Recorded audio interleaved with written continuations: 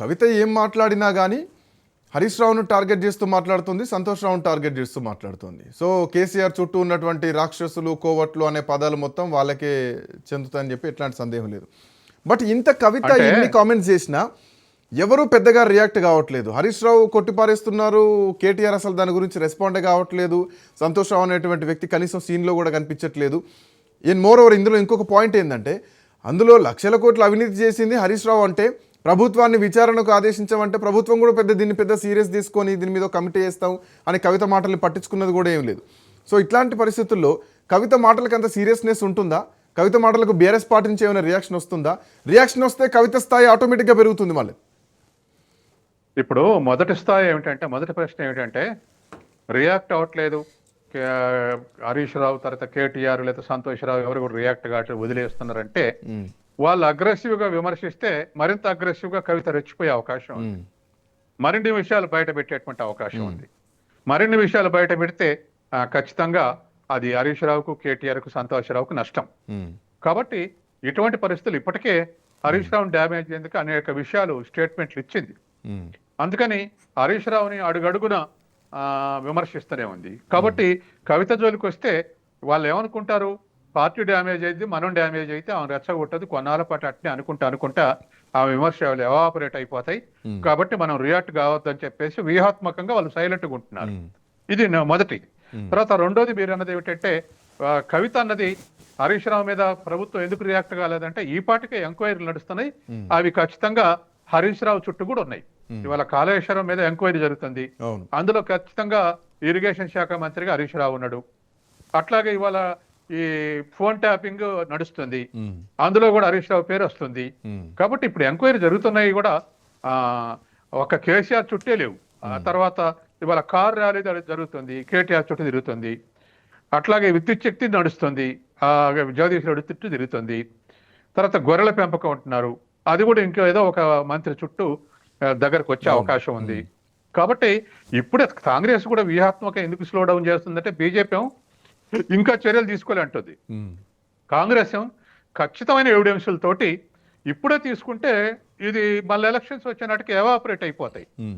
కాబట్టి ఒక ఏడాది ముందు, 6 నెలల ముందు తీసుకుంటే అది లైవ్లే ఉండేటువంటి అవకాశం ఉంది. అంటే ఇందులో ఇంకో పాయింట్ సార్, మొన్నటి వరకు కవిత కామెంట్ అన్నారు, కేసీఆర్ మళ్ళా తెలంగాణ ముఖ్యమంత్రి, కేసీఆర్ గారే ముఖ్యమంత్రిగా రావాలని చెప్పేసి కవిత అన్నారు. అట్లాంటి కవిత ఈరోజు చేసిన కామెంట్ ఏంటంటే, పొలిటికల్ సిస్టమ్నే చేంజ్ చేసి మళ్ళీ అడుగు పెడతా, వ్యక్తిగా పోతున్నా శక్తిగా వస్తా అని చెప్పి మాట్లాడినటువంటి మాట.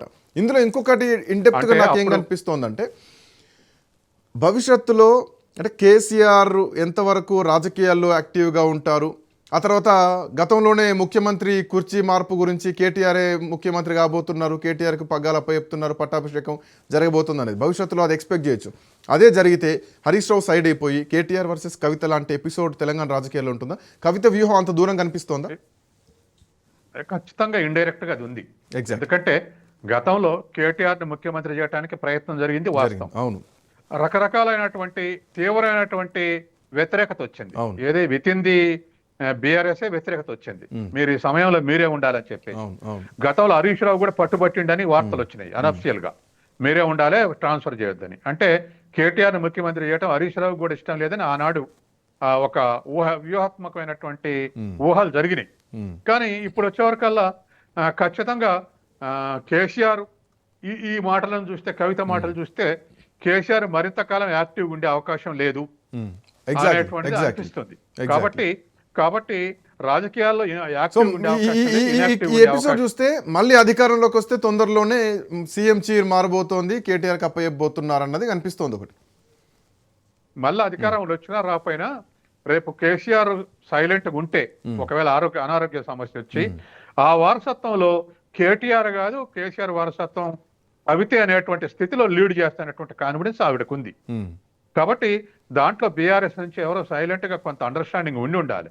సమయం వచ్చినప్పుడు మేము బయటకు వస్తామనో, లేదా ఆ పరిస్థితి ఇంకా రాలేదనో, లేదా కేసీఆర్ బాగున్నంతసేపు నీకు నాయకత్వం రాదు, కేసీఆర్ నాయకత్వం నుంచి తప్పించుకుంటే అప్పుడు కేటీఆర్ మీద కొట్లాడొచ్చు, ఆ స్వేచ్ఛ నీకు వస్తుందని ఇటువంటి కొన్ని వ్యూహాత్మకంగా తన మదిలో ఉండి ఉంటాయి, తన అడ్వైజర్స్ కూడా చేసి ఉంటారు. కాబట్టి సహజంగా ఆవిడ ఈ ఎపిసోడ్ లో జాగ్రత్త పడాల్సింది ఎవరు అనిపిస్తోంది భవిష్యత్ పరిణామాలు చూస్తే? ఖచ్చితంగా కేటీఆర్. ఉమ్, ఎందుకంటే కవిత బలపడితే ఇవాళ ఇవాళ వాస్తవానికి ప్రజల్లో కేసీఆర్ మీద ఉన్న సానుభూతి కేటీఆర్ మీద లేదు, కవిత మీద లేదు. ఉమ్, జనంలో, ముఖ్యంగా బీఆర్ఎస్ జనంలో. కాబట్టి వాళ్ళకు మళ్ళీ కేసీఆరే కావాలి. ఉమ్. కేసీఆర్ కాదనుకుంటే ఎవరిని చూజ్ చేసుకోవాలనేది ప్రజలు నిర్ణయించుకోవాలి.